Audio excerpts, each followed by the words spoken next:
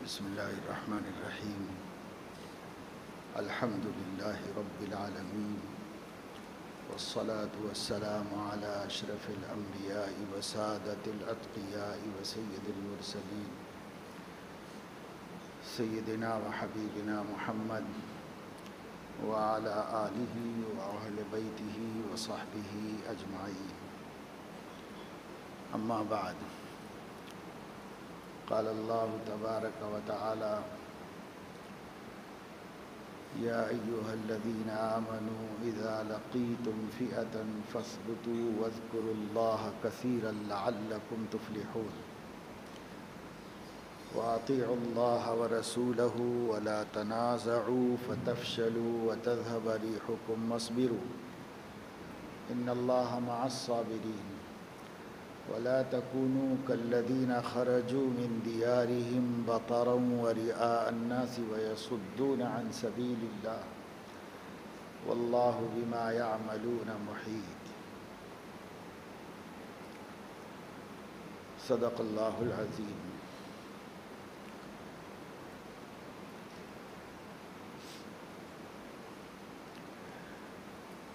مختلف زمانوں میں مختلف حالات ہوتے ہیں. حالات کے اعتبار سے آدمی کو حکمت عملی بنانا چاہیے اور طریقہ کار مقرر کرنا چاہیے. حضور اکرم صلی اللہ تعالی علیہ وسلم جس وقت مکہ مکرمہ میں تھے تو اس وقت وہاں کے حالات اور تھے. مسلمان کمزور تھے، مغلوب تھے اور اقلیت میں تھے. ایسی اقلیت نہیں جیسے ہندوستان کی. ہندوستان میں مسلمانوں کو اقلیت کی گولی کھلائی گئی اور انہیں اقلیت ہونے کا اقلیت کہہ کر ایک احساس بٹھایا ہے ان کے اندر. حالانکہ حقائق کے اعتبار سے زمینی حقیقت تو یہ ہے کہ اگر ہندوستان کی اقوام کو علیحدہ شمار کیا جائے تو مسلمان اس ملک کی سب سے بڑی اکثریت بنی. اگر مسلمان نہیں بنیں گے تو زیادہ سے زیادہ دلت بنیں گے. دلتوں کو ان کے قبیلوں میں بانٹا جائے تو پھر ایک ہی قوم رہ جاتی ہے جو اس ملک میں سب سے زیادہ ہے. اس لیے کہ مسلمانوں میں نسلیں نہیں ہیں، گروپ نہیں ہیں علیحدہ. ایک ہی قوم ہے، باوجود نظر و فکر کے چھوٹے موٹے اختلافات کے سب ایک قوم کہلاتی. اس لیے سب سے بڑی تعداد اس ملک میں قوموں کے اعتبار سے بانٹ کر دیکھا جائے تو مسلمانوں کی. لیکن یہ ایک بنا بنایا منصوبہ تھا کہ ان کو اتنی دفعہ اقلیت کہو کہ انہیں خود اقلیت ہونے کا احساس ہو جائے. تو ہمارے اندر بھی یہ احساس پیدا ہو گیا کہ ہم ملک میں اقلیت ہیں، یعنی مغلوب ہیں، کمزور ہیں. یہ ہمارا احساس ہو. پھر اقلیت بھی ہیں تو اقلیت کی تعداد کتنی ہے اس پر کبھی گفتگو ہوتی نہیں اور عوام کی نظر جاتی نہیں. مختلف ملکوں میں ہم اقلیتوں کا تناسب دیکھیں تو کہیں پر مسلمان 1% ہیں، کہیں مسلمان 2% ہیں، 3% ہیں، 4% ہیں. وہ وہاں کی اقلیت ہے. لیکن یہاں مسلمان ملک کے اندر کتنے فیصد ہیں اس اعتبار سے دیکھا جائے تو مسلمانوں کو اپنے آپ کو اقلیت نہیں سمجھنا چاہیے. تعداد کے اعتبار سے اتنی بڑی قوم، اتنی بڑی تعداد میں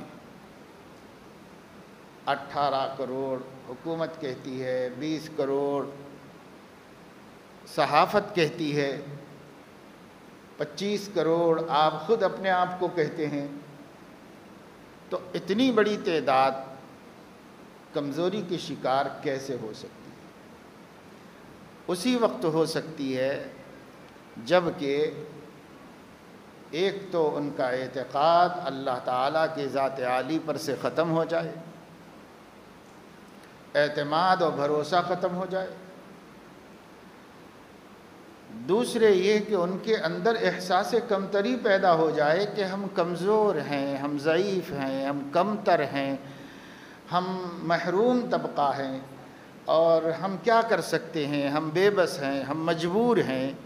جب یہ چیزیں ذہنوں میں آئیں گی تو اس کا لازمی نتیجہ یہ ہوگا کہ وہ احساس کمتری کے شکار ہوں گے، اور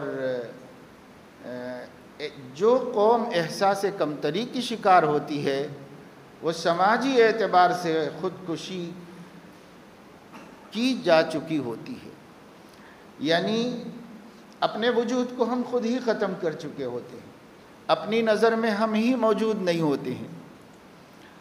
اس طرح کبھی ترقی نہیں کر سکتے، کبھی خوددار زندگی نہیں گزار سکتے، کبھی اپنے آپ کو مضبوط نہیں کر سکتے۔ یہ ہماری کمزوری ہے اس ملک کے اندر کہ ہم اپنے کو نہیں پہچانتے، اپنے اسلاف کو نہیں جانتے، اپنی تاریخ کو نہیں جانتے اور جاننا بھی نہیں چاہتے۔ کتنے حالات بدل گئے، بگڑ گئے، تب بھی مسلمانوں کو اس کا خیال نہیں آیا کہ وہ اپنے آپ کو پہچانیں۔ بھئی ہم کون ہیں، ہماری حقیقت کیا ہے، ملک میں ہماری حیثیت کیا ہے، ہماری قوت کیا ہے، ہماری تاریخ کیا ہے، ہماری خدمات کیا ہیں، کسی بھی حوالے سے ہم نے اپنے آپ کو جاننا نہیں چاہا۔ اگر ہم اس ملک کے لیے اپنی خدمات کی تاریخ جانیں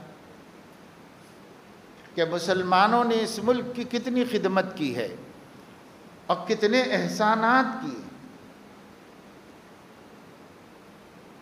تو تقابل کر کے دیکھا جائے تو جو مسلمانوں نے کیا ہے اس کا عشر عشیر بھی بعد والوں نے نہیں کیا ہے ملک کے۔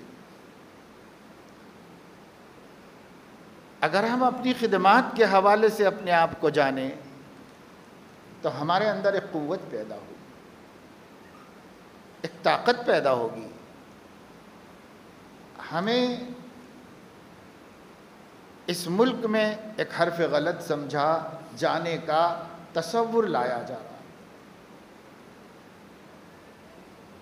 موجودہ حکومت، مرکز کی سرکار، اس نے ایسا ذہن ہی بنایا ہے اور یہی آئیڈیالوجی اختیار کی ہے کہ اکثریت کو خوش کرنے والی باتیں کہی جائیں اور اقلیت کو دل دکھانے والی باتیں کہی جاتی ہیں۔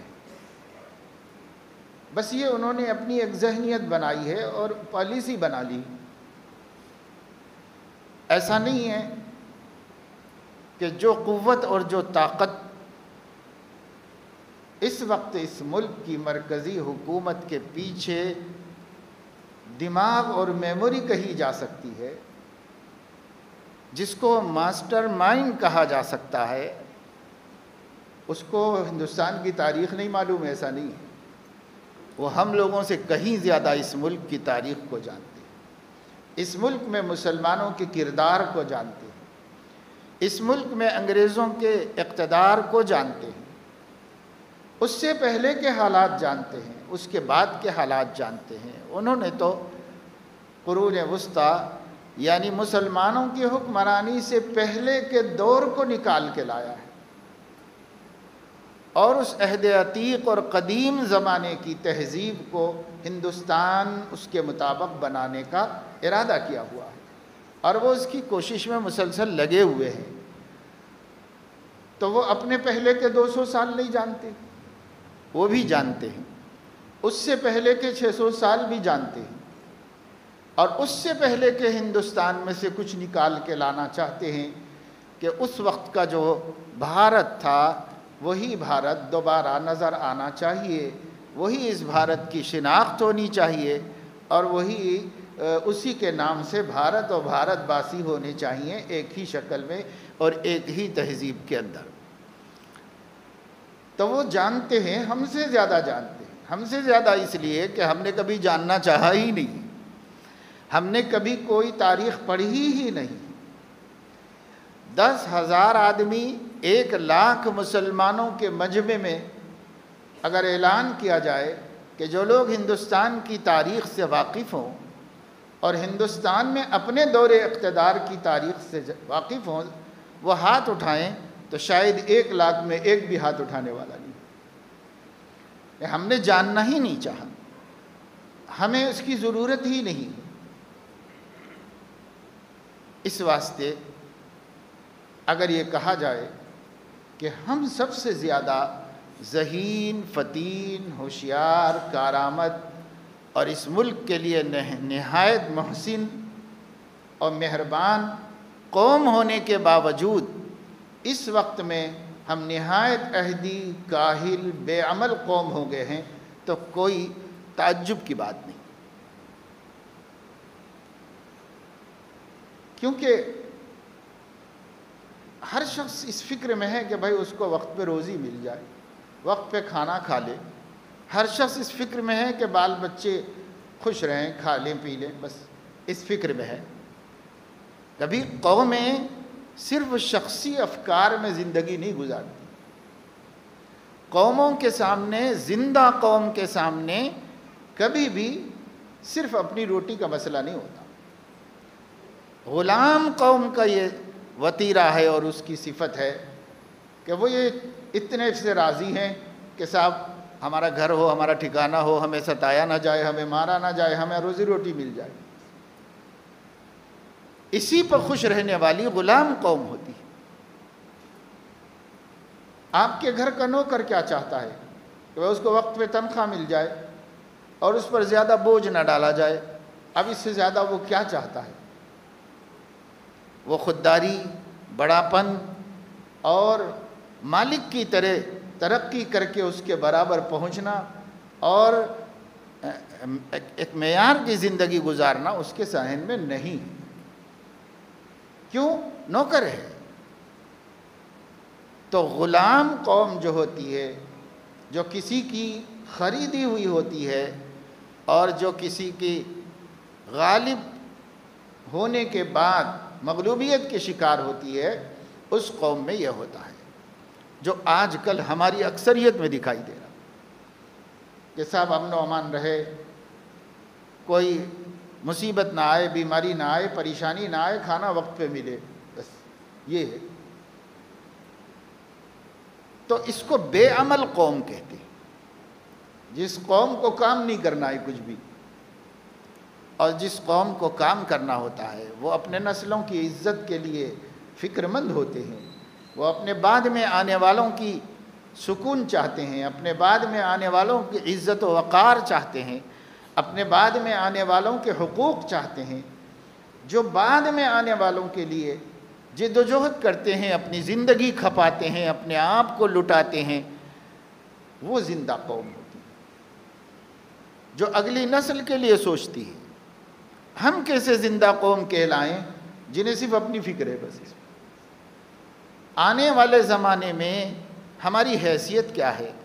آنے والے زمانے میں ملک میں کیا پلاننگ کی جا رہی ہے؟ آنے والے زمانے میں ہم رہے نہ رہیں، ہماری آل اولاد کے لیے کیا مسائل کھڑے ہونے والے ہیں؟ کن چیزوں سے ان کو دوچار ہونا پڑے گا؟ ان کو ان کی قومیت کے اعتبار سے، ان کو ان کے اپنے ملکیت کے اعتبار سے، ان کو ملک میں اپنی قانونی حصہ داری کے اعتبار سے، اور ان کو اپنے دین اور اپنے ایمان کے تحفظ کے اعتبار سے کیا چیلنجز ہیں، کیا مسائل ہیں جو قوم اس پر سوچنا نہیں جانتی، وہ قوم اس کے بارے میں کچھ کر بھی نہیں سکتی۔ یہ ہماری بڑی کمزوری ہے آج بھی ملک میں روز کہیں نہ کہیں سے کوئی ایسی خبر ضرور آئے گی جس خبر سے اقلیت میں خوف پیدا ہو، جس خبر سے مسلمانوں کے اندر مایوسی پیدا ہو، مسلمانوں کے اندر ہراسمنٹ ہو۔ روز آئے گی، روز خبر کوئی نہ کوئی آئے گی، اور ایسی خبروں کے پیچھے حکومت ہے، اس لیے کہ حکومت تردید کبھی نہیں کرتی اس کی۔ معاملہ اگر بہت پیچیدہ ہو گیا میڈیا میں تو تحقیق کرنے کی بات کہہ کر اسے ایک ٹھنڈے خانے میں ڈال دیا جاتا، لیکن کبھی کسی کی گرفت ہوتی ہے، سزا ملتی ہے، قرار واقعی سزا کہ یہ بڑا جرم ہے، یہ ملک میں نفرت پھیلانے کا جرم ہے، یہ ملک کے باشندگان کے درمیان میں عناد اور غصہ پیدا کرنے کی اسپیچ ہے، یہ اس کا میسج ہے۔ یہ کچھ بھی نہیں، ایسا کچھ بھی نہیں ہوتا۔ بہت بہت کبھی دامن جھٹک لینے کے لیے حکمراں یہ کہہ دیتے ہیں کہ یہ ہماری پالیسی نہیں، یعنی پارٹی کی پالیسی نہیں ہے، پارٹی کے ورکرز جو بھی کریں وہ ان کی اپنی ذاتی رائے ہے، ان کا اپنا ذاتی خیال ہے۔ حالانکہ ایسا دنیا میں کہیں نہیں ہوتا۔ پارٹی ورکرز اگر کوئی پارٹی کی پالیسی سے ہٹتے ہیں تو ان کی فوری گرفت کی جاتی ہے، یا تو ان کو سزا دی جاتی ہے یا انہیں برطرف کیا جاتا ہے۔ لیکن یہاں صرف اتنا کہہ دیا جاتا ہے جب بڑی بات کوئی ہو جاتی ہے تو صاحب ہماری پالیسی نہیں، یا یہ کہ تحقیق کرائی جائے گی، بس اس سے زیادہ اور کچھ نہیں۔ روز یہ ہمارا قصہ ہے، روز ہمارے لیے یہ واقعات ہیں۔ موب لنچنگ کا معاملہ ہو، آئے دن کہیں نہ کہیں سے کوئی نہ کوئی خبر آتی رہے گی، پر اس کے اوپر کوئی گرفت بھی ہوئی ہے، اس کے اوپر کوئی پکڑ بھی ہوئی ہے، کسی کو اس کی سزا دی گئی ہے، ایسی کوئی خبر آپ کو نہیں ملے گی۔ اور جھگڑے ہوتے ہیں، فتنے ہوتے ہیں، تو کیسز اور مقدمات مسلمانوں پر دائر کر دیے جاتے ہیں، اور پھر ان کے لیے کوئی کوشش کرنے والا نہیں ہوتا، کوئی انہیں بچانے والا نہیں ہوتا۔ برس، 2 برس، 4 برس، 6 برس، 8 برس کے بعد انہیں نردوش بری کر دیا جاتا ہے، کہہ دیا جاتا ہے کہ بھائی ان کو پھنسانے والوں نے کوئی ایسا ثبوت نہیں پیش کیا کہ ان کو مجرم کہا جائے اور سزا دی جائے۔ اس طرح آئے دن کتنے چھوٹتے رہتے ہیں مسلمان، لیکن وہ جو 8 برس تک ان کو سزا دی گئی ہے، گھر بار سے علیحدہ کرنے، بیوی بچوں سے جدا کرنے، کاروبار خراب کرنے اور جیل میں سڑانے کی، صحت کے خراب کرنے کی، اس کو سزا کہا ہی نہیں جا رہا، اور اس کے اوپر کسی کی کوئی پکڑ نہیں ہو سکتی، کوئی گرفت نہیں ہو سکتی۔ حکمراں یہ کہتے ہیں کہ اگر ہم ایسا کریں گے تو ہماری مینجمنٹ، ہمارا انتظامیہ، ہماری پولیس، ان کی ہمتیں ٹوٹ جائیں گی۔ اس وجہ سے ہم ان کو باہمت رکھنا چاہتے ہیں کہ جتنا چاہے ظلم کریں، جس پر چاہے ظلم کریں، کوئی پرسان حال نہیں، کوئی پوچھنے والا نہیں، ملک میں کوئی طاقتور اپوزیشن نہیں، کسی میں دم نہیں ہے کہ وہ ان ظلم اور مظالم کے خلاف زبان کھول سکے، آواز نکال سکے۔ اخبارات کی بیان بازی سے زیادہ کچھ بھی نہیں۔ ایک مقولہ ہے کہ صدائے صحرا، یعنی ویران صحرا میں کوئی کھڑے ہو کے پکارے تو وہی پکارے، وہی سن لے، دوسرا کون وہاں سننے والا ہے۔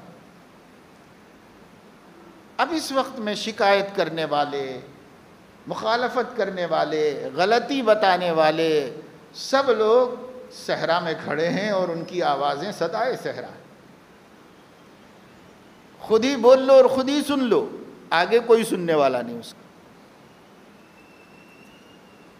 اور ایسے حالات میں ہم ایک بہت بڑی ملک کی اقلیت ہونے کے باوجود، اقلیت کہیں جو بھی کہیں، لیکن ایک بہت بڑی تعداد ملک کی، ایک بہت بڑی تعداد 18%، اتنی بڑی تعداد ہونے کے باوجود ہم لوگ کوئی طاقت نہیں ہے، ہم لوگوں کی کوئی قوت نہیں ہے، کوئی سیاست نہیں۔ ہمارا کام جو بھی حادثہ پیش آئے اسے سننا اور سہنا ہے، اس سے زیادہ ہمارا کوئی کام نہیں۔ شروع میں نے جو بات بتائی کہ ہمارے اوپر غلامانہ ذہنیت غالب آ گئی ہے۔ 800 سال جنہوں نے اپنے اقتدار کی ہوا چلائی، ان کی 300 سال میں ایسی حالت ہو گئی کہ کچھ بھی کہنے کی ہمت نہیں، کچھ بھی کرنے کی ہمت، ایسی حالت ہو گئی۔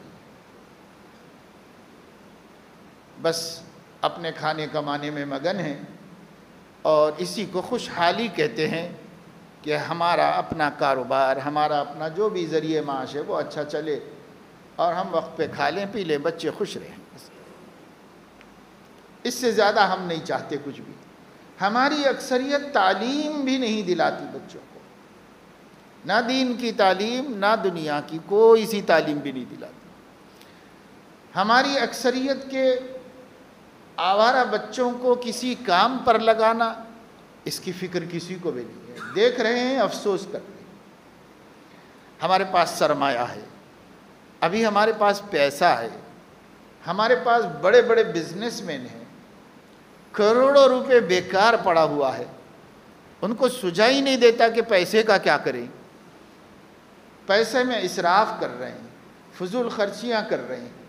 ہمارے شہر میں جو بڑے بڑے شادی خانے تعمیر ہو رہے ہیں، بڑے بڑے گارڈنز بن رہے ہیں، صرف ایک وقت کے ولیمہ مسنونہ کے کھانے کے واسطے، اور اس کی ایک ایک رات کے کرائے 2 4 لاکھ 5 لاکھ 10 لاکھ 12 لاکھ 15 لاکھ روپے تک۔ اس کے لیے ہمارے پاس پیسہ ہے، اور اس کے اندر ایک وقت کے کھانے میں 32 ایٹم 35 ایٹم 40 ایٹم کی دکھاوے کے واسطے پیسہ ہے ہمارے پاس۔ ہمارے پاس شو پٹ اپ کے واسطے پیسہ ہے، لیکن ہمارے پاس اس لیے پیسہ نہیں ہے کہ ہم کوئی ٹیکنیکل انسٹیٹیوٹ کھولیں، قوم کے ایسے بچوں کو جو نہ دین پڑھ سکے نہ دنیا پڑھ سکے، آوارگی کے حوالے ہو گئے، انہیں پکڑ پکڑ کے لائیں، انہیں اللہ رسول کی معرفت کرائیں، ان کے عقیدے درست کرائیں اور ان کو کسی ہنر سے آراستہ کر دیں۔ انہیں سمجھائیں کہ ہنرمند عزت کی زندگی گزارتا ہے، انہیں سمجھائیں کہ ہنرمند ہاتھ پھیلانے کا محتاج نہیں ہوتا، ہنرمند اپنے ہنر سے کما کے کھا لیتا ہے۔ اور ہنرمند بنو، سچ بولنے والے بنو، امانت دار بنو، وعدہ خلافی نہ کرو۔ اس کی تربیت دیتے ہوئے اگر 100 بچوں کو ہم نے کسی ہنر سے وابستہ کر دیا اور ایک ایک بیچ ہمارے پاس سے نکلتا چلا گیا اور وہ لوگ اپنی روزی عزت سے کما کر عزت سے جیتے رہیں، تو یہ کتنی بڑی ملت کی خدمت ہے۔ لیکن جن کے پاس پیسہ ہے، کیا وہ کچھ سوچتے ہیں مسلمانوں کے واسطے؟ دکان پہ سفیر آ جائے تو 25-50 روپے دے دینا، کسی دینی کام کے لیے مانگنے والے کو، مسجد کے لیے، مدرسے کے لیے اور کوئی خیر خیرات کے لیے آپ کے پاس پہنچ جائے رسید بک لے کے، آپ اس کو 25-50 دے دیں، 100-200 دے دیں اور سمجھیں کہ میں خیر خیرات کرتا ہوں اور اسی سے میرا کام بن جائے گا، تو کیا اللہ پاک دی ہوئی اتنی ساری دولت کا حساب نہیں لے گا؟ اور اس کو بے مصرف خرچ کرنے کے بارے میں اللہ تعالیٰ نہیں پوچھے گا؟ قرآن میں کہا گیا ہے لا تؤتوا السفهاء اموالکم التی جعل اللہ لکم قیاما، نادان بچے یتیم ہو گئے تو مال ان کو ابھی مت دو، اس لیے کہ وہ ناسمجھ ہیں، سفیہ ہیں۔ سفیہ جو ہے وہ فقیہ کے مقابلے میں ہوتا ہے، فقیہ سمجھدار ہوتا ہے اور سفیہ ناسمجھ ہوتا ہے۔ ناسمجھ ہیں ان کو نہیں دو. کیوں؟ کہ یہ مال جعل اللہ لکم قیاما، اللہ نے اسی مال سے تمہارا وجود برقرار رکھا ہوا ہے. تمہارا وجود، تمہاری عزت، تمہاری سربلندی اور تمہاری کامیابی اللہ نے مال سے جوڑی. جعل اللہ لکم قیاما، اسی سے تمہارا گھروندہ قائم ہے، اسی سے تمہاری فیملی قائم ہے، اسی سے تمہارا سماج قائم ہے، اسی پیسے سے تمہاری عزت برقرار ہے، اسی سے سب کچھ ہے. تو جعل اللہ لکم قیاما، ایسا مال بچوں کو دے کر ہلاک مت کرو. لیکن یہ بات یتیم چھوٹے بچوں کے لیے قرآن نے بیان کی تھی، اور اس وقت اگر دیکھا جائے 40 برس کے ہو گئے، 50 برس کے ہو گئے، 60 برس کے ہو گئے، سفیہ ہی ہیں، ابھی تک سمجھدار نہیں، ابھی تک سمجھدار نہیں ہوئے، ابھی تک سفیہ ہیں، ابھی تک نادان اور بے وقوف ہیں کہ مال کیسے خرچ کیا جائے، مال کتنی بڑی دولت ہے، مال سے کتنے مفاد وابستہ ہیں، مال سے کیا کیا تبدیلیاں آ سکتی ہیں، مال سے کتنا انقلاب برپا کیا جا سکتا ہے. کچھ بھی ان کو فکر نہیں ہے کہ ہم کیا کریں اس کے لیے. مال کو ضائع کر رہے ہیں اور جیسے آگ میں پھونک رہے ہوں اس طرح اسے خاکستر کر رہے ہو، جلا کے برباد کر رہے ہیں. کم سے کم دنیا یہ دیکھتی کہ یہ مسلم قوم ہے، جو سمجھدار قوم ہے، اپنے مال کا صحیح استعمال کرتی ہے، اپنے مال کا غلط استعمال نہیں کرتی. یہی کوئی خوبی ہماری دنیا کے سامنے آ جاتی. لیکن ہم دیکھتے ہیں کہ شادی بیاہ کے موقع پر غیر مسلموں کے ہاں بھی وہ اسراف و تبذیر نہیں ہے جو اسراف و تبذیر ہم مسلمانوں میں ہیں، بالخصوص حیدرآباد کے مسلمان. اس لیے کہ میں نے اور دوسرے بڑے شہروں میں اتنا زیادہ اسراف اور اتنی زیادہ نمائش نہیں دیکھی جتنی ہمارے حیدرآباد میں. اب حیدرآباد کو دیکھ کے ڈسٹرکٹ میں بھی شروع کر کہ حیدرآباد جیسے شادی خانے جگہ جگہ سفروں میں اب ڈسٹرکوں کے باہر بھی نظر آ رہے ہیں. شہر کے باہر بڑے بڑے شادی خانے بن رہے ہیں. وہ کب بن رہے ہیں؟ حیدرآباد میں بننا شروع ہوئے 30 سال پہلے. اب ہم 1-2-3 سال سے دیکھ رہے ہیں کہ اضلاع میں بھی لوگوں میں یہ ذوق بن رہا ہے، یہ شوق بن رہا ہے، کیونکہ رشتہ داروں کے ہاں یہاں آتے ہیں تو دیکھتے ہیں کہ صاحب ایسی ایسی حماقتیں ہو رہی ہیں، ایسی حماقتیں ہمیں بھی کرنا چاہیے، پیسہ تو ہمارے پاس بھی ہے، پیسہ ہمارے پاس بھی ہے، ہمیں کیوں نہیں کرنا چاہیے. تو جو کل تک محفوظ تھے آج ہمیں دیکھ دیکھ کر کے وہ بھی بگڑ رہے ہیں اور وہ بھی خراب ہو رہے ہیں. تو میرے عزیزو دوستو، یہ حالات اس وقت جو ملک میں چل رہے ہیں اور جس سے آپ کو ذہنی طور پر ٹارچر کرنا مقصود ہے، اپنی سیاست چمکانا ہے، آپ کو مجبور رکھ کر، آپ کو دکھ میں رکھ کر، آپ کو ذہنی تناؤ میں رکھ کر اور ٹینشن میں مبتلا کر کے اپنی سیاست کرنا ہے. یہ سیاست کا ایک نظریہ بنایا گیا ہے اور اس نظریے پر عمل کیا جا رہا ہے. ایسے وقت میں خود ہمارا اپنا کام کیا ہے؟ تو ہم اپنے آپ پر نظر ڈالتے ہیں، قوم کی صورتحال دیکھتے ہیں، تو ایسا نہیں لگتا کہ ہم ان حالات کا مردانہ وار مقابلہ کر کے، حکمت کے ساتھ اپنی پلاننگ کر کے، منصوبہ بندی کر کے ہم ایک ایسے طریقے پر نکل جائیں مشکل گھڑیوں سے کہ ہمارے نہ دین کا نقصان ہو اور نہ ہماری دنیا اور ہمارے قومی منفعت کا نقصان. اس کے لیے سوجھ بوجھ کی ضرورت ہے، اس کے لیے فکر کی ضرورت ہے، اس کے لیے ایک بیدار دماغ کی ضرورت ہے. لیکن وہ تو کچھ بھی ہمارے پاس ہے نہیں. ہے اللہ نے بہت دیا ہے، ایک سے ایک پڑھا لکھا موجود ہے، ایک سے ایک مالدار موجود ہے، ایک سے ایک موروثی جائیدادوں کا مالک موجود ہے. کروڑوں کروڑ روپے، سینکڑوں کروڑ، ہزاروں کروڑ کے مالکین بھی مسلمانوں میں موجود ہیں، ہمارے شہر میں موجود ہیں، جن کی جائیدادوں کی قیمت لگائی جائے تو ہزاروں کروڑ روپے ہو جائے، اور خود ان کو اپنے لیے، اپنے بچوں کے لیے اس کے 10% کی بھی ضرورت نہیں،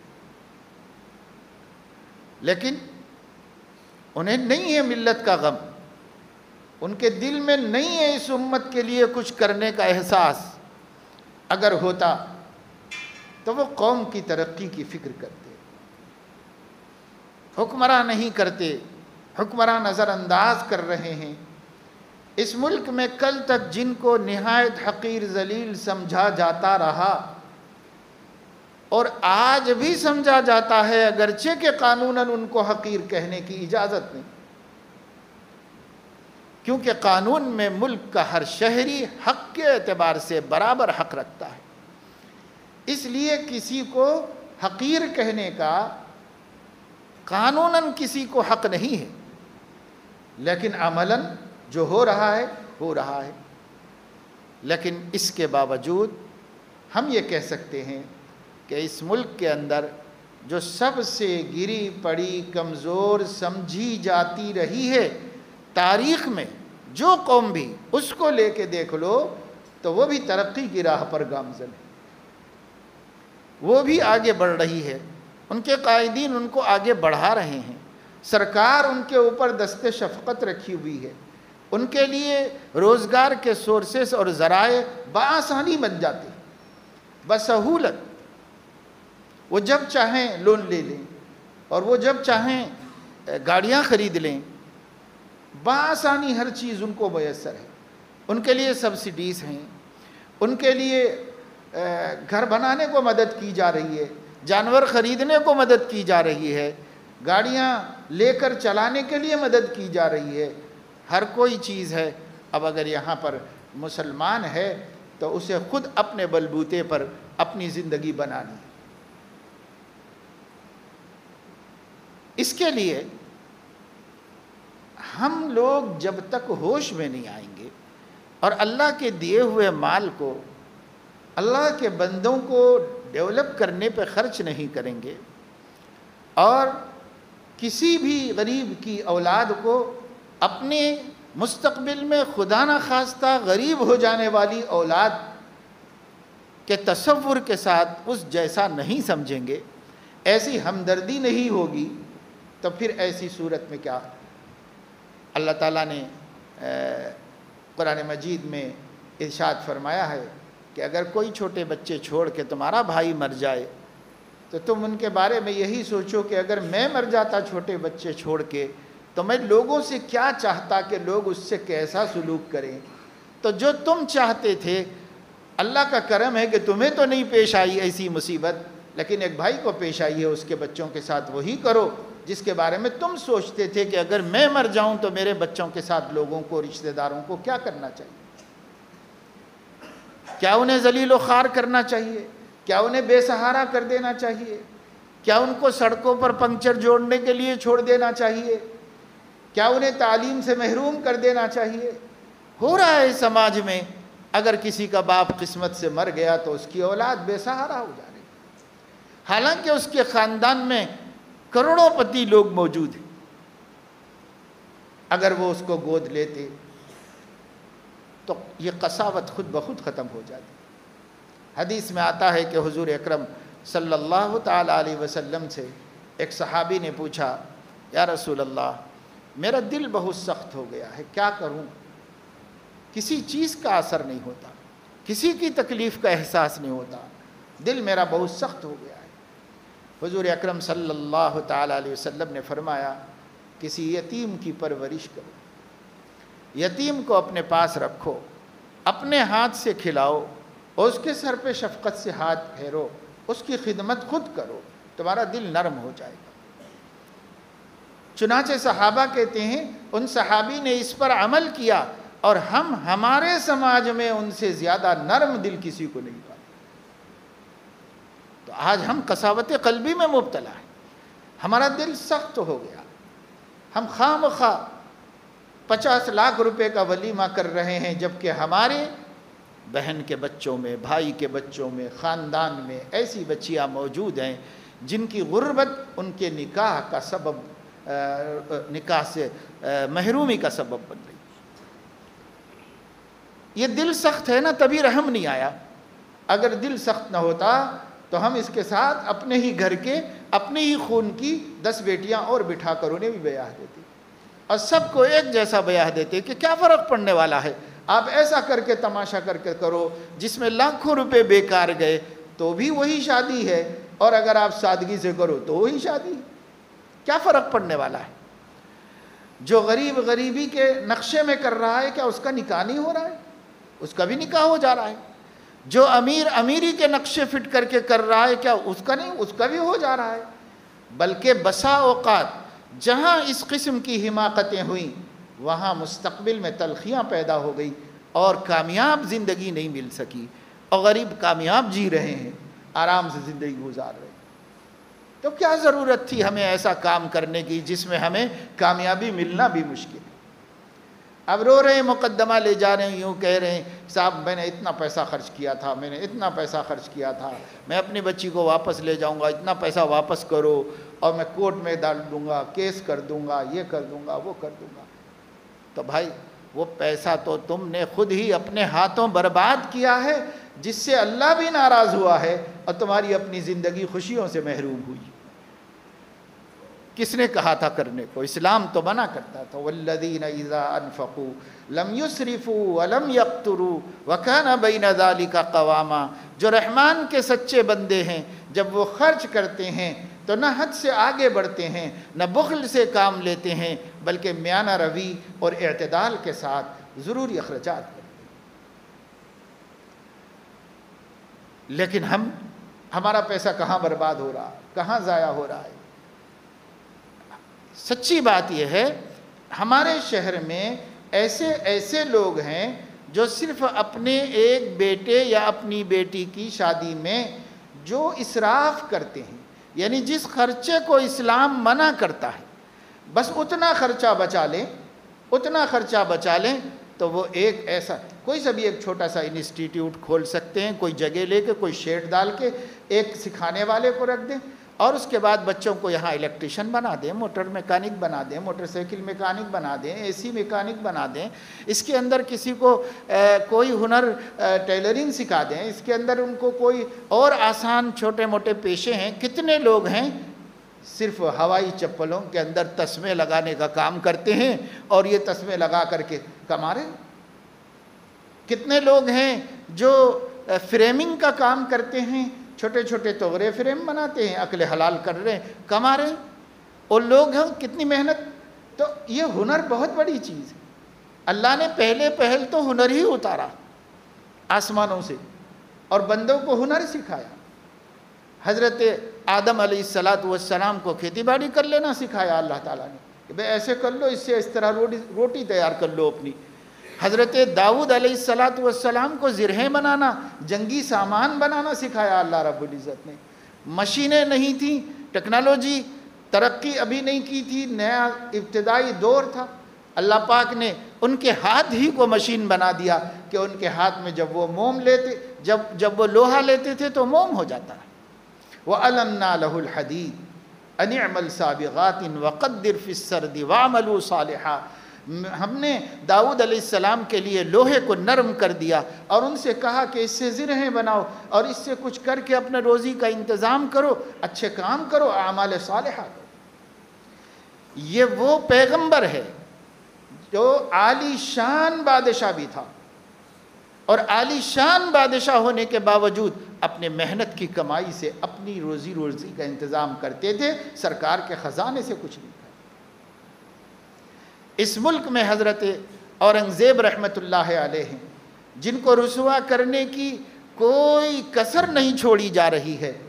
وہ ایک اللہ کا ایسا خوف خدا رکھنے والا بندہ تھا جس نے اس ملک میں سب سے زیادہ لمبی حکومت کی، 50 سال تک حکومت کی اور اکھنڈ بھارت پر کی، پورے ہندوستان پر حکومت، دکن سے لے کے ملتان تک اور کشمیر سے لے کے کنیا کماری تک. ہندوستان کا کوئی چپا ایسا نہیں تھا جہاں اورنگزیب کی حکمرانی نے اتنی بڑی حکمرانی کی اور اتنی لمبی حکمرانی کی لیکن اورنگزیب نے اس ملک کے خزانے سے اپنے گھرانے کے لیے ایک پیسہ نہیں، سب کچھ ملک پہ لگایا، اپنے گھرانے کے لیے نہیں لیا۔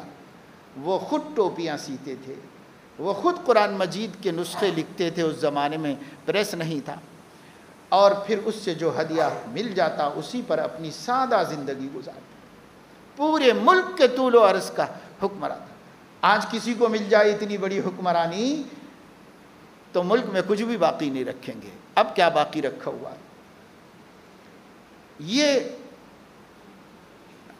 اللہ تعالیٰ نے سکھایا کہ بھئی اپنی محنت کرو تو بادشاہوں نے بھی اپنی محنت سے کمایا۔ اس کی تعریف ہمارے نبی صلی اللہ علیہ وسلم نے کی اور فرمایا لوگوں کسب حلال کا اہتمام کرو، اور کوئی بندہ اپنے بازو کی قوت سے زیادہ پاکیزہ کمائی نہیں کھاتا ہے، اور اللہ کے نبی داؤد بھی اپنی محنت کی کمائی سے کھاتے تھے علیہ الصلاۃ والسلام۔ ہمارے نبی نے ان کی تعریف کر کے اپنی امت کو بیکار رہنے سے منع کیا۔ ہنر سیکھو، نہیں پڑھ سکے، بڑے بڑے ڈگریوں تک نہیں پہنچ سکے، نہیں چلا ذہن، کوئی بات نہیں۔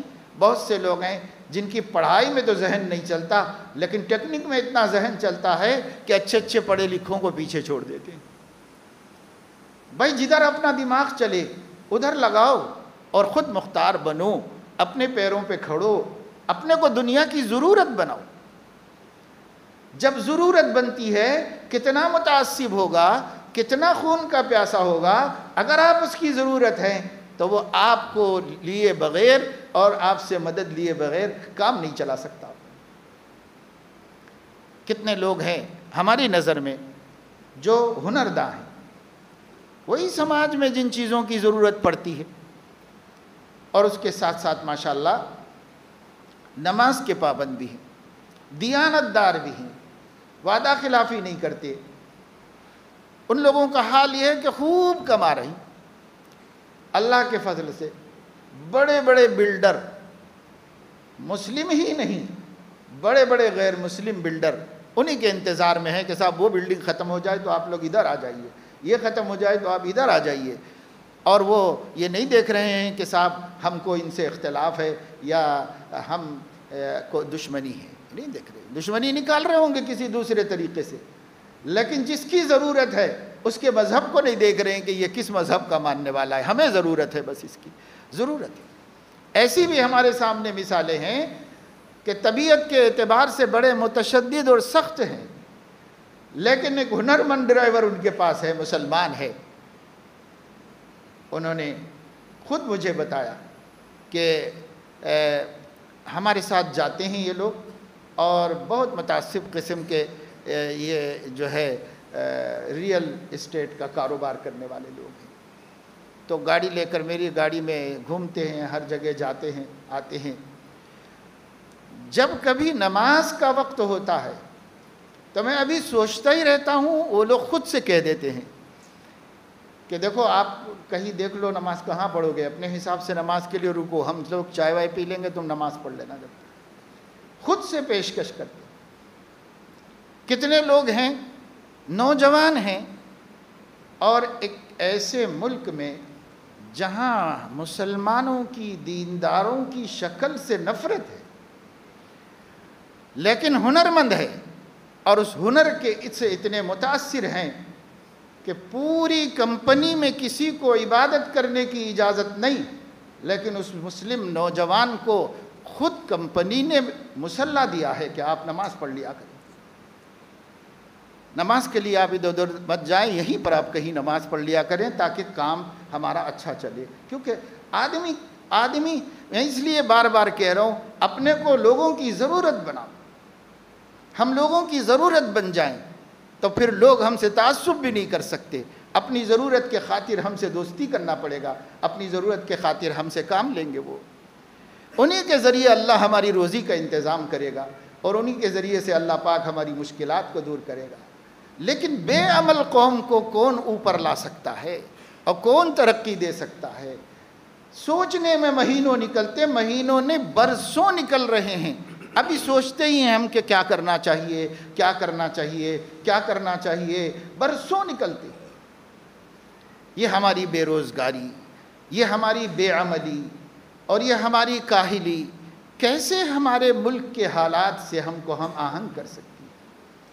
کیسے ہم اپنے مسائل کو حل کر سکتے ہیں اور کیسے ہم اپنی قوم کے غریبوں کے مسائل کو حل کر سکتے ہیں؟ اس لیے میرے دوستو، سب لوگ تو مالدار کبھی نہیں ہوں گے۔ اللہ کا نظام یہ ہے، اللہ یبسط الرزق لمن یشاء ویقدر، اللہ جس کے لیے چاہتا روزی بڑھاتا ہے اور جس کے لیے چاہتا ہے گھٹاتا ہے۔ ہر سماج میں یہی ہوتا ہے، ہمارے میں ہی نہیں ہے۔ کسی قوم کو دیکھ لو ملک میں، کچھ لوگ مالدار ہیں، کچھ غریب ہیں، کچھ لوگوں کے پاس ذرائع ہیں پھر بھی نہیں کماتے، کچھ لوگوں کے پاس ذریعے نہیں ہیں مگر چوطرف سے کما رہے۔ تو یہ اللہ کا نظام ہے، اس نظام سے ہم ٹکرا نہیں سکتے۔ یہی نظام تھا، یہی ہے اور یہی آئندہ بھی رہے گا۔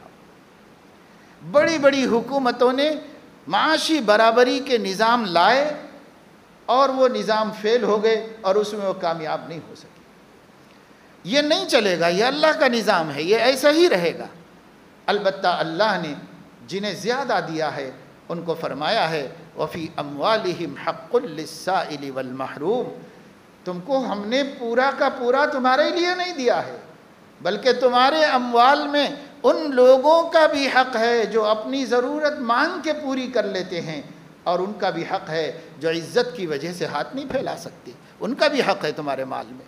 جب قرآن میں اللہ نے مالداروں کے مال میں عزت دار غریبوں کا حق رکھ دیا ہے تو ان کو ڈھونڈنا ہے۔ کیسے ڈھونڈیں گے؟ اللہ تعالیٰ نے فرمایا کہ وہ تو کسی سے مانگتے نہیں ہو، کسی سے بولتے نہیں، لیکن تعرفہم بسیماہم، تم ان کے چہروں سے ان کے پریشانیاں پہچان سکتے ہو اور پہچان کر تم ان کی مدد کر سکتے ہو۔ کون سی آنکھ چہرے پر خوشحالی ہے یا غم سے دل بھرا ہوا ہے؟ کون سی آنکھ دیکھ سکتی ہے؟ جو آنکھ اندھی ہو گئی ہے وہ کیسے دیکھ سکتی ہے؟ ہماری آنکھیں تو ہوس سے اندھی ہو گئی ہیں، ہماری آنکھیں تو حرص سے اندھی ہو گئی ہیں، ہماری آنکھوں پر جو ہے خود غرضی کے پردے پڑ گئے ہیں۔ جدھر سے بھی آئے میرے پاس آئے اور جدھر سے بھی آئے وہ میرے لیے آئے۔ اب میں دوسرے کے لیے سوچنے نہیں سکتا، کبھی مجھے سوچنا نہیں آتا۔ میں لینے والا ہاتھ ہی رکھتا ہوں، میں دینے والا ہاتھ جانتا ہی نہیں کہ کیسا ہوتا ہے۔ میرا جب یہ حال ہوگا تو ہماری آنکھوں پہ پردہ پڑ گیا ہے حرص و ہوس اور حب مال کا، تو ہم تعرفہم بسیماہم، تم چہرے دیکھ کے پہچان لو گے کہ کتنا پریشان ہے۔ کون سی آنکھیں پہچانیں گی؟ صحابہ کی آنکھیں پہچانتی تھی، نیک لوگوں کی آنکھیں آج بھی پہچانتی ہیں۔ وہ آدمی کو دیکھ کے اس کی مشکلات کو سمجھتے ہیں اور اس کے لیے کوئی عزت کے ساتھ راستہ بنا دیتے ہیں۔ لیکن مالداروں کی آنکھیں کیسے دیکھیں گی کہ غریب کون ہے؟ کس کی اپنے خاندان کے نہیں نظر آ سکے تو باہر کے لوگوں کو ہم کیا دیکھیں گے اور پہچانیں گے؟ اس لیے میرے دوستو، بزرگوں، حالات ایسے نہیں ہیں کہ ہم اسی طرح رہیں۔ میں نوجوانوں سے نہایت درد مندانہ اپیل کرتا ہوں، حالات ایسے نہیں ہیں کہ آپ ایسے ہی رہیں، حالات ایسے نہیں ہیں کہ آپ باپ کی دولت کے اوپر مطمئن بیٹھے رہیں، یہ حالات ایسے نہیں ہیں۔ حالات یہ ہے کہ ہم میں سے ہر ایک انسان جو اس وقت پڑھائی بھی نہیں کر رہا ہے، اس پر لازم ہے کہ وہ اپنے اخراجات کا بندوبست کرے۔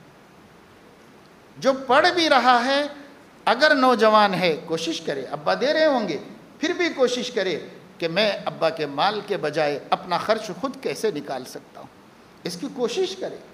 اپنے آپ کو مال کمانے والا بناؤ۔ دین ایمان کی حفاظت کی بھی بڑی مشکل ہو جائے گی اگر ہم ہمارے پیر پہ نہیں کھڑے ہوئے ہوں گے۔ ہمیں اپنے پیر پہ کھڑے ہونا چاہیے، ہمیں اپنے بچوں کو سکھانا چاہیے۔ ہمارے بچے 18، 20، 25، 30 برس تک بھی بے روزگار ہیں، ان کو سکھانا چاہیے۔ ماں باپ کی محبت یہی نہیں ہے کہ اپنے بچوں کو پر پالتے رہیں، بلکہ سچی محبت یہ ہے کہ خود ان کو پلنا سکھائیں کہ وہ اپنے آپ کیسے پل سکتے ہیں، وہ اپنے آپ کیسے اپنے پیروں پہ کھڑے ہو سکتے ہیں۔ پیارے آقا صلی اللہ علیہ وسلم دریا دل تھے، سب کچھ دے دیتے تھے، خود کہتے تھے کہ اگر کچھ ہوگا تو تمہیں کھلائے بغیر نہیں کھاؤں گا، مگر اس کے باوجود لوگوں کو ہنر سکھاتے تھے، لوگوں کو کمانے کی ترغیب دیتے تھے۔ لوگوں کو خود کما کے کھانے کی طرف توجہ دلاتے تھے۔ ہماری کاہے کی محبت ہے کہ بس کھلا رہے ہیں گھر میں بیکار پڑا ہوا ہے؟ یہ کاہے کی محبت ہے؟ یہ محبت نہیں ہے۔ ہاں کبھی ایسا ہوتا ہے کہ ہم لوگ ٹوکتے ہیں تو تذلیل کرتے ہیں۔ یاد رکھو اپنی اولاد کو بھی ذلیل کرنا منع ہے۔ اکرموا اولادکم ہمارے نبی نے فرمایا، اپنی اولاد کی عزت کرو، ذلیل مت کرو، ایسی باتیں مت کہو جس سے اس کے دل میں نفرت پیدا ہو، بلکہ محبت سے، شفقت سے، پیار سے سمجھاؤ، بیٹا دیکھو حالات ایسے ہیں اور ہم نے اتنی مشقت کی، یہ ہم اس لیے نہیں بول رہے ہیں کہ تمہارا دل دکھائیں، بلکہ اس لیے بول رہے ہیں کہ تمہارا حوصلہ بڑھائیں، تمہاری ہمت بڑھائیں، اس لیے ہم حالات بتاتے ہیں۔ ہم اس لیے نہیں کہ ہم تمہیں دینا نہیں چاہتے، بلکہ اس لیے کہ ہم تمہیں لینے کا عادی بنانا نہیں چاہتے۔ تو ان کو صحیح ڈھنگ سے سمجھائیں اور ضرورت کے قائل کر کے انہیں کھڑا کریں اور انہیں منوائیں۔ بسا اوقات ایسے تجربے ہوئے کہ باپ اس ذلت کے ساتھ بولتا ہے کہ وہ اپنے آپ کو حقیر سمجھ کر پھر وہ گھر والوں سے بھی متنفر ہو جاتا ہے اور ضدی بن جاتا ہے۔ تو ایسا بھی نہیں ہونا چاہیے، طریقہ اچھا اختیار کریں، اور سمجھانے سے کوئی بھی سمجھ سکتا ہے۔ اس لیے اس سلسلے میں جد و جہد کی جائے، کوشش کی جائے، اور ہم ایک تو معاشی اعتبار سے خود مکتفی بننے کے لیے کوشش کریں۔ رونا روتے بیٹھنے سے کچھ نہیں ہوتا، کام کرنے سے کام ہوتا ہے، محنت کرنے سے اللہ عطا فرماتا ہے۔ اللہ نے رزق کی ذمہ داری لی ہے، جب ہم تدبیریں کریں گے تو اللہ اس میں برکت دے گا۔ تھوڑا دینا ہوگا تو تھوڑا دے گا، زیادہ دینا ہوگا تو زیادہ دے گا۔ ہم اللہ کی تقدیر سے راضی ہیں، لیکن ہم کوشش سے زیادہ کے لیے کریں۔ خدا سے مانگنے میں ذلت نہیں ہے، مخلوق سے مانگنے میں ذلت ہے۔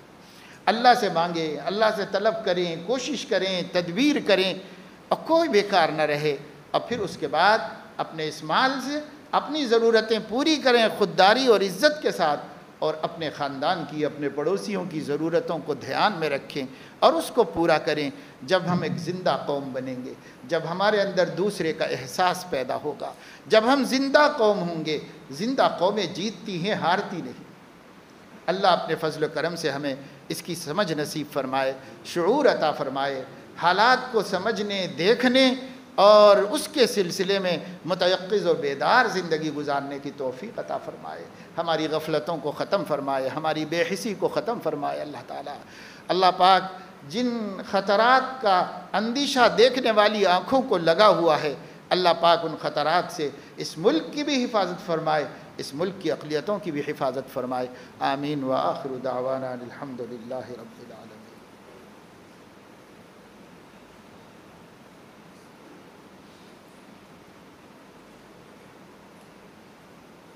اچھا، کسی دوسرے وقت مسئلہ